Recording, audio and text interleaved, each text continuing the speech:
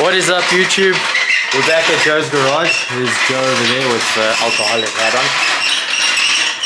We've got a big ass task ahead of us, trying to put this big monster onto a little lift that, as you can see, is inside the house.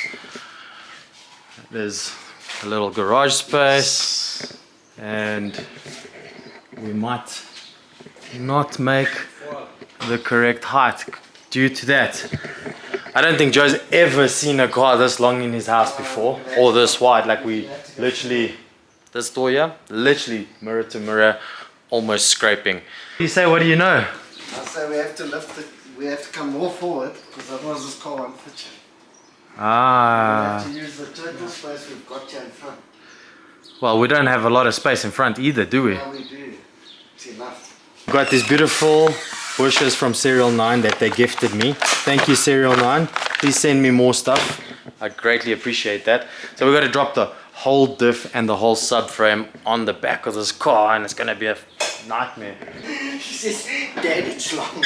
I was like, That was the scariest thing I had to do. So as you can see, the car is up on its back wheels. The front wheels are in the air.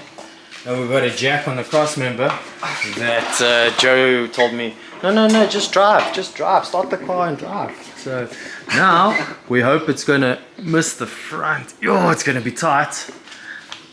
Are we going to make it in the back here? Wee. I think the back will just make it. Missions are real. We've got to put a jack to get underneath. what it means when we come up, by the time it starts lifting, this part's going to touch you. That's what's scary. So we might have to do a double rubber there. Yeah, but then the car's going to be skewed. Well, let's hope it doesn't. Resorted to this. The arms didn't want to go underneath the car. So yeah, that's what it is. Actually looks stuck without the side Looks skirt. terrible without the skirt. Now it really looks like a Camry. There and there. So when it goes back exactly the same way. It's a little bit skew, eh? Well, you can only... I am assuming these things are poked. They look like they're 30 years old. I'm assuming they're sweet, but anyway. Because whoever did this hasn't done it that long ago. These arms and stuff. Well, it's got lots of Japan's surface rust. It's like oxidization from the ocean. That's interesting place for the fuel filter. Hey? Yeah. From what I understand is it's these two bushes that need to be changed, and then these two at the back of here. I'm sure these two can be done in place, right? Either way, you got to take the diff out, right? What about these two? Yeah, those two, yeah, never ever in place. We can take the diff out, but then I don't know which other ones you've got there. I know it looks like you got those big ones. Those two big ones, yeah. And then it's these two. Oh, so it's these, yeah. Which are those, yeah. So we just can take the diff out. You don't have those. No, I don't have those. We don't actually. So we can just take the diff out. Then, oh yeah, and then we can change these two in place, right? Yeah, you change those two, and you change those two. Yeah, just take the diff out. With the you diff don't out. have to take. Oh, you don't have to take the whole subframe out. Last thing to do. 3 bolts. 1, 2, 3 left to do. That is loose over there. That is loose over there. Loose. They're all out and loose. CV's out both sides. Then it's just a case of dropping all those bolts over there. The diff bushes, and then it should slide. We'll just let the prop shaft hang, and then should slide the diff out. Joe, I'm telling you, the video I watched on YouTube, you just... Yeah, but you need to give it a gap first. Yeah, you just get the screwdriver underneath and you just... First shot, it comes loose. Let's see if my video was correct. If the video is not correct, I watched the Drift HQ video and they did this on the bench and it was super easy. Yeah, this is not the bench. Look how it pops out. It always looks easy on the video. Yeah, but they also use the big hammer. We'll get it out, don't worry, it wasn't born there. Looks like it's moving on top here.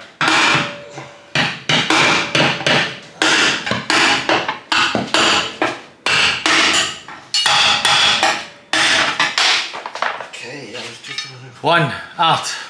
2 to go. 1 to go. You just need to rub at the moment.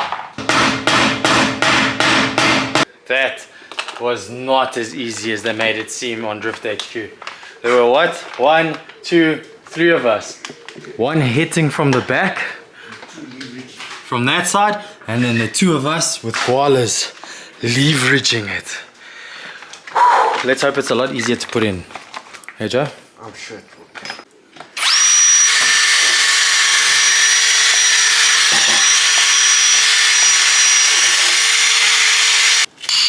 Should I hit?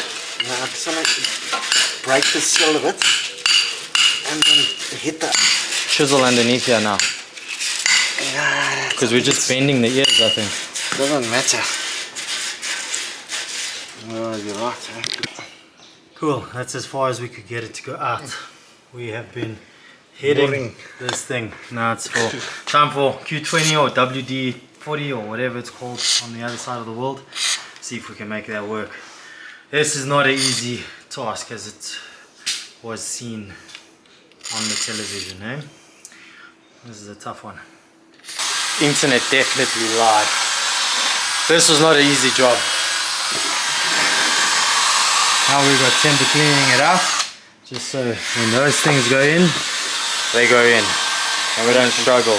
The ones we're going to struggle with are going to be these 2 big ones, well the one big one, because as you see, it's got 2 holes and it's got to line up exactly straight, otherwise the bolts are going to struggle to go in. So just slide everything. What did you say? Q20. It was an episode, eh? What's that about episode? Not 2 words. Mr. Timber. But it's Q20. Oh, let's see. No, I don't even have to knock it. There you go. Boom. You think that one? That one looks like it's... How do you know it's straight? We're gonna check now. We can still turn it now. Think so? Yeah. What do you think? I think it looks amazing. It looks a bit skew, eh? Yeah, I'll tell you now. Yeah, it definitely looks skew. Fuck. Are you blind or? Definite. Not a problem. What we can do is, at least it's going in nicely, which is quite lekker. Quite what? No, what you had did it hurt? That's more or less straight, I would say. Give or take. You reckon? Yeah, don't knock it in. I'll just put the bolts first and then...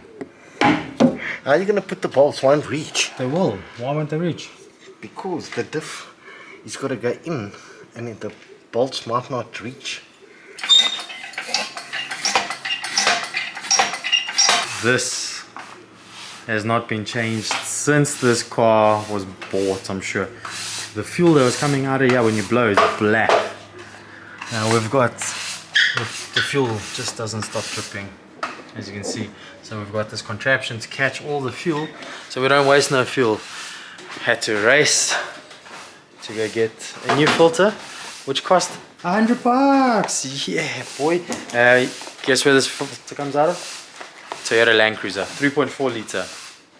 So now we're going to slap this in there, put everything back down, and then the mission to take it off the Z-lift. But it looks pretty. Joe reckons this was not my problem. He says these bushes were fine, and then there's those ones, the diff bushes. So I guess what's next to do is that guy up there, well, those 2.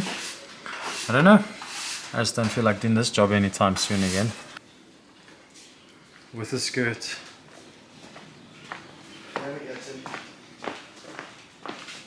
Without a skirt.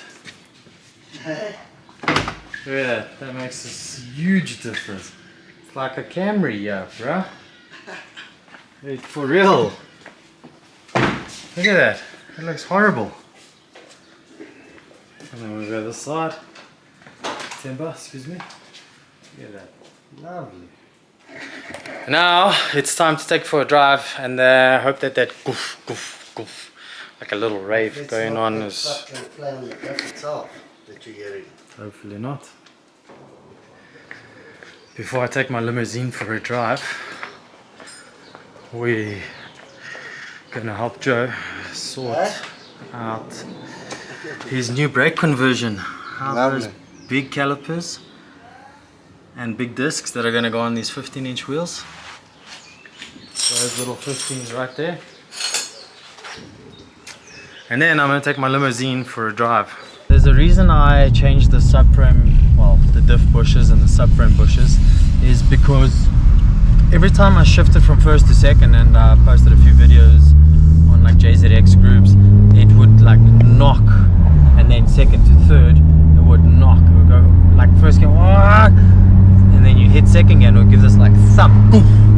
And then same when you shift up to third, and then on the highway, like on like doing 120, 140, 150, the back end starts to feel loose. Like what I mean is, it feels like you're steering from the back seats. It is the most scary feeling ever, because I was going around one of the bends on a nitro, and I was doing about 180, and then the back just came out. I was like, what the I'm gonna die. And after that I didn't exceed 120. This is why you shouldn't speed on public roads. But I'm gonna take it for a quick, well, I am taking it for a quick drive. I'm just gonna try to get this camera clipped up to the seat somewhere or to the cage, and have a look if it will stay there, and we can do 1 or 2 pulls to see if it works, or if it worked. I'm not gonna take it on the highway though, but we can test the first to second scenario.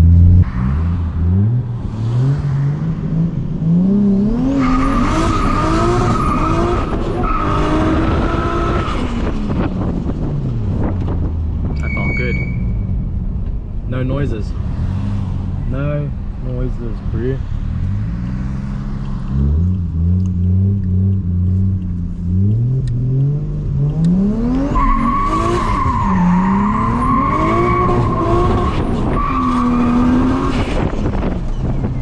Feels good. No noise.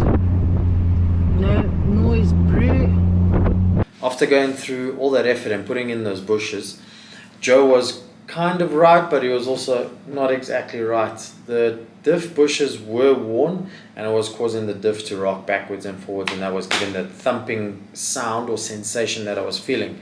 So we have fixed that, and that has been eliminated. So the bushes were a good investment, but it hasn't cured the problem that worried me the most. Is when I'm at speed, third gear, because the ratios are very long, so you shift 120 in second, third gear, even if you're gassing it and you're switching lanes, it feels like the back end wants to fishtail and overtake you.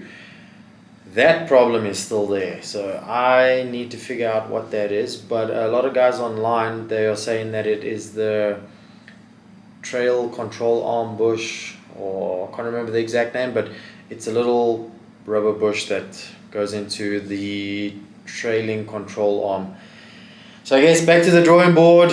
I can't drive the car the way I want to drive it. I guess we're going to have to take it apart and see what is the actual problem there. But the car is 30 years old, you know. The car also seems like it wasn't driven much, because it's got 31,000 Ks on it from Japan, and it was sitting for a long time. So, you know, as cars sit, cars perish. It's like a house. If you don't live in the house will deteriorate faster than living in the house. Same as planes if they're not in the sky, same as ships if they're not on the water. So I guess we just got to drive the car a little bit more, find out what the next problem is. I'll keep you guys up to date. But this job that we did wasn't as easy as the guys at the compound made it seem, but it wasn't that difficult. A good investment to do, makes the car feel a lot more solid. The car doesn't want to hop anywhere. It's like a nice smooth transition when you're sliding or you're powering over. So definitely hit Serial 9 up, buy their shit. It's worth the money. I'll see you guys in the next episode. Hope you guys enjoyed. Please remember to hit a like if you did like it. Even if you didn't like it, just hit a like, man. And I'll see you in the next episode on one of the cars. Maybe the Sylvia, because I'm going to be selling that soon. Peace. I'm Mr. Body Catcher, Slaughter Gang Soul Snatcher. Ain't no regular F-150, this a fucking rapper. No capper, street nigga, not a rapper. Chopper hit him and he turned into a booty clapper.